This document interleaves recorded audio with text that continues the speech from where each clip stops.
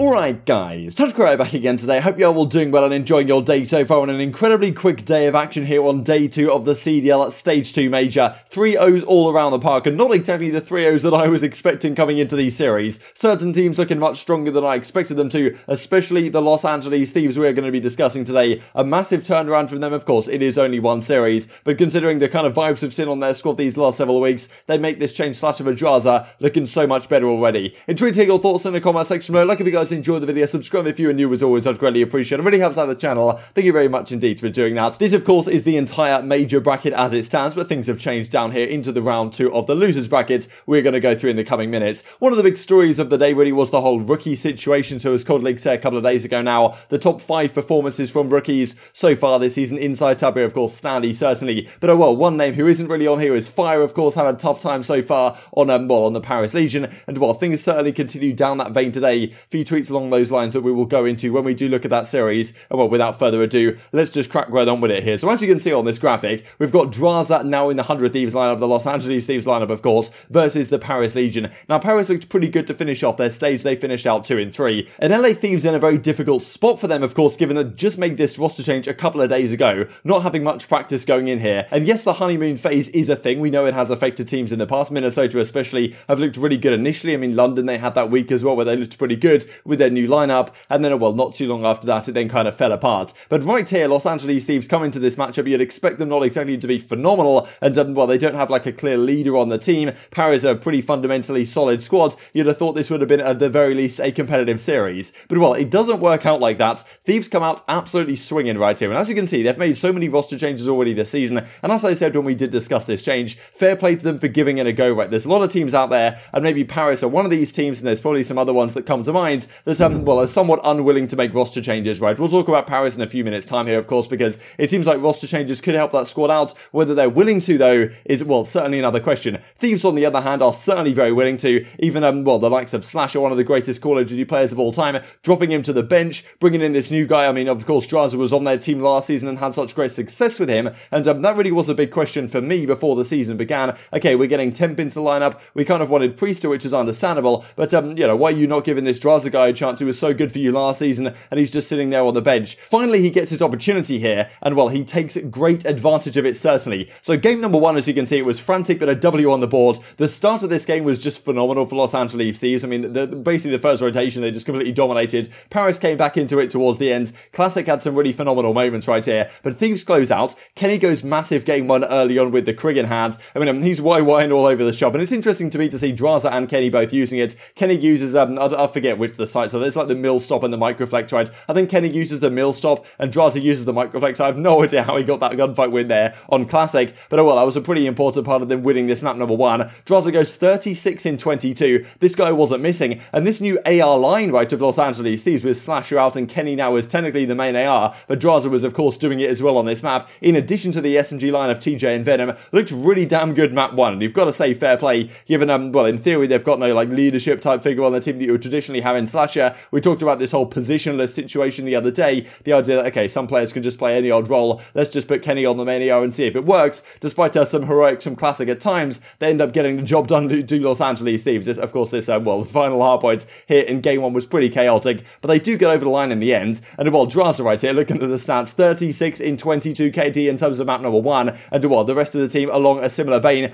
Drazah drops 36 and 22, Kenny 32 and 25, and the SMG line doesn't really have to do too much as the ARs carry their way to victory here on Checkmate. Very impressive to see Drazah hop into his first series back in the CDL and put up numbers like this, and it's certainly continued for the rest of the series. And of course, if we look at these stat boards right here, Fire doesn't have the greatest one at 13 and 29, and 8 is bringing up the question like, look, Paris got to be thinking what everyone else is thinking, right? You know, is Fire the right fit for this team? That is a question which comes up later on as well. Then we go into this Search and Destroy, and what am I even watching, right? We go to Raid. Thieves are 1 in 5 on this map so far this season. Every time they play it, they seem to either get bodied or, I mean, I remember they went up 5-2 against Los Angeles Guerrillas at the major last time and they got 5-2 comeback on. So that seems to happen every time they play this map. But they come with this kind of free-flowing style. Venom was getting some absolute gunfight wins all across the park. And Paris Legion, even though they're not too bad at this map, I don't think, they were, honestly, they got completely bodied. This is one of the more dominant maps I've seen this entire season, especially in terms of KD across it. 24 in 5 Los Angeles Angeles Thieves went this map. Drazah just sitting there at 2-1, Venom 9-2, Kenny 6-1, TJ 7-1. Like, what is this, right? Like, how is a team this free-flowing? You'd imagine, I suppose, that a team that's relatively new, of course, they haven't really had much time to put together strats, they might actually suffer in the Search and Destroys a little more. But they played probably one of the more dominant Search and Destroy maps you are ever going to see. Classic fails to get a kill. I mean, the other guys combined for 5. This was honestly remarkable. Paris completely fell apart, and it felt like then going into the control that this series was all but over, right? And you can see the vibes on this team. This is, of course, Venom's kind of sitting here, you know, icy and concentrated. But we have not seen a Los Angeles Thieves squad with smiles on their face for quite a while, right? And you can see Drazah having a good time, TJ's having a good time. I'm sure Venom's having a good time internally, and Kenny with a massive smile on his face as well. So clearly this was going very well for them indeed. And when the vibes are looking good like that, they completely rolled through the control as well. So Thieves looked phenomenal this series. There's no other way to put it. Paris are certainly a solid team. They're not easy to get past. The fact that Thieves did them like this in the 3-0 sweep, every single map apart from the game one, which was kind of dicey, but at times it felt kind of dominant for them, and it didn't really feel like it was ever in doubt that Thieves were going to close out that map number 1. Then they failed to even lose a round in the next 2 maps. You've got to say, wow, this roster change comes in. And we've seen roster changes have great effect. Of course, when Standy came in for MajorManiak, we saw that team and, you know, immediately get significantly better. But, well, traditionally, when, well, someone comes in who's not your in-game leadership type player and comes into lineup and you now no longer kind of have that figure, you would think it would take a little bit longer, right? With Standy coming in, like, okay, accuracy is still kind of the ideal on the team, so you'd think maybe it's easier to slot into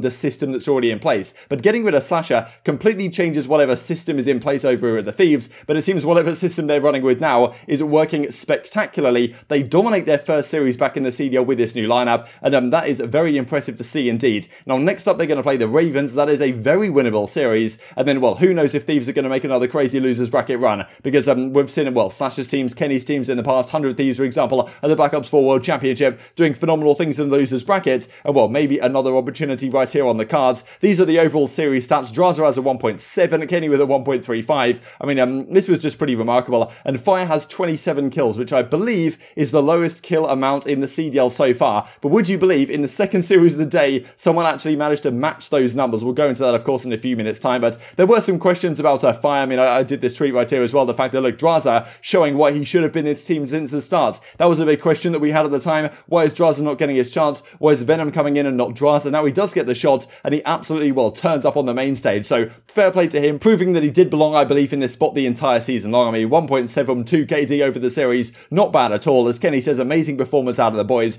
GG's Paris, who won 3-0. Got to keep this momentum up for the losers run. Cannot even hear out of my right ear right now due to, I think, the unwellness that he had. That's not even a word. Illness, let's just go with that. Just wanted to mention this as well, of course, because this is what they say in their announcement tweet they did a couple of days ago.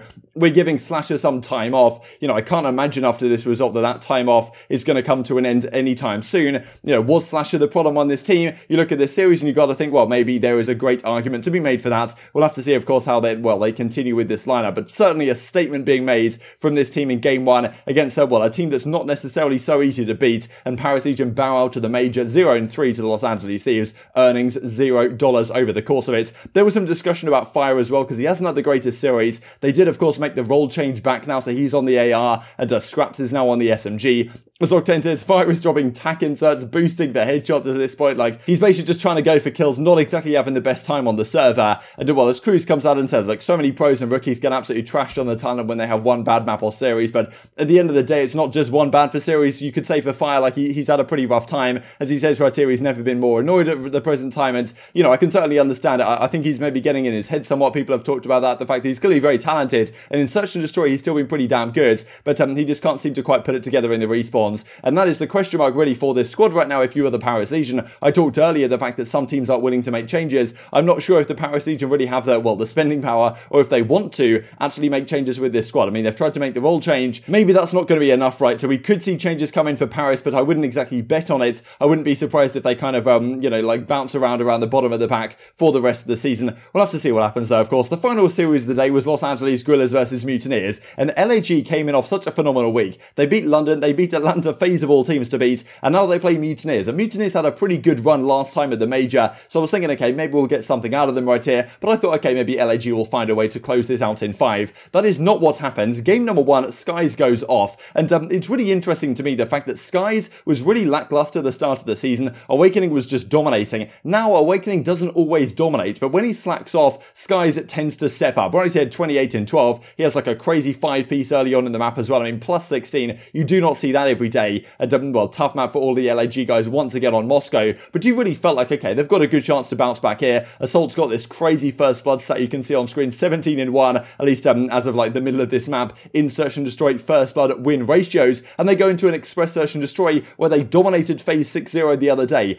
But clearly Mutineers were watching the VOD, finding out exactly what LAG did to beat FaZe, and they come in with a fire on this one. Neptune has an absolutely phenomenal map. He has some great moments in this. Mutineers do this tweet as well, a slippery little one, so pretty entertaining. But they finish off with a great result. I mean, you can see even though this was a 6-4, it really kind of was a dominant performance from the Mutineers here on Express Search. Awakening's 12 in 7. Skies had his moments once again. Neptune certainly had his moments. Slacked was doing the job when it mattered as well, clutching some 1v1s in some crucial rounds. So really interesting map once again, the fact that Mutineers closed this out. And then we go into a checkmate control, and it honestly felt like it was all over at this point. If LAG are losing that game too, it just well, feels like it's probably chalked for them. And Mutineers are fantastic at checkmate control, and they really showed how to play it. This happened as well, just thought I'd mention real quick. So in the middle of this map, for some reason, there was some sort of connection interrupted issue with the server, and I'm not sure really who it helped and who it costed. I think it wasn't exactly ideal for Los Angeles Guerrillas being in the point, but regardless, this map probably would have gone the same way regardless. Mutineers win their first offense in incredible fashion, to be honest. I mean, Thieves did a very similar thing on their offense. They get a few dead, the defense are trying to find their way back to the point, and the offense just stack up like mad. 3-4 men on the point at the same time, and that goes up wild quick. And a lot of people have been talking about it lately, especially since the whole OpTic shenanigans went down, and well, on the flank especially, people have been discussing, look,